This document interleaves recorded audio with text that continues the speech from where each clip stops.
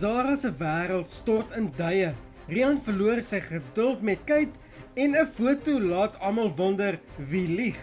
Hierdie week op Suidooster is daar groot besluite, moeilike waarhede en verhoudings wat behoorlik op die proef gestel word. En wanneer 'n omstrede foto opduik, lyk dit of Zara en Carlo albei iets het om te verduidelik.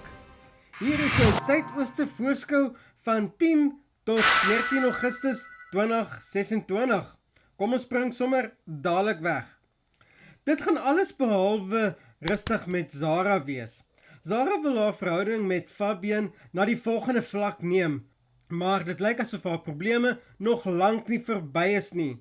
Sy en Carlo kry 'n ewige argument wat dinge tussen hulle behoorlik laat opvlam. Maar dan gebeur iets wat Zara se hele wêreld laat ineenstort. Brendan blameer Carlo vir wat gebeur het, maar Carlo is nie bereid om die skuld te aanvaar nie.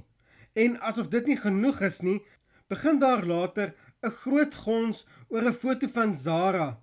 Zara en Carlo pleit albei onskuldig. Maar wat het regtig gebeur? En wie praat die waarheid?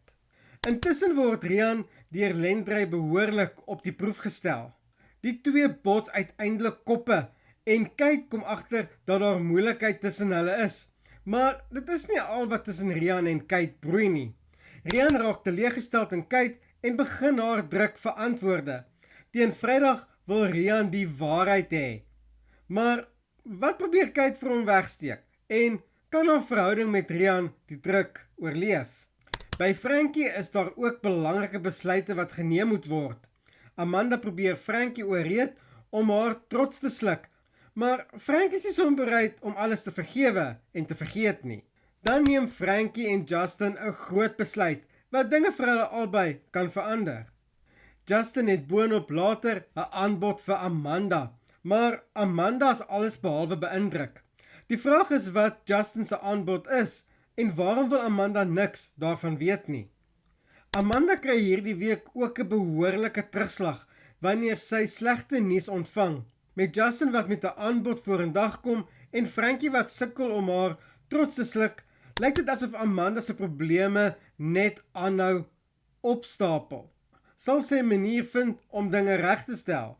Intussen kry Angie uiteindelik nuwe verblyf, terwyl Mike sy nuwe besigheid amptelik begin. Maar soos ons weet, is dinge in Suidooster selde ooit so eenvoudig as wat dit lyk. Mike se nuwe onderneming kan dalk net die begin van 'n hele nuwe hoofstuk wees. So, tussen Zara se wêreld wat uitmekaar val, 'n geheimsinnige foto, Rian wat antwoorde van Kate eis en groot besluite vir Frankie en Justin, gaan hierdie week beslis nie rustig wees nie. Wie lieg oor die foto van Zara? Wat steek Kate vir Rian weg? En gaan Zara se verhouding met Fabian die volgende vlak bereik?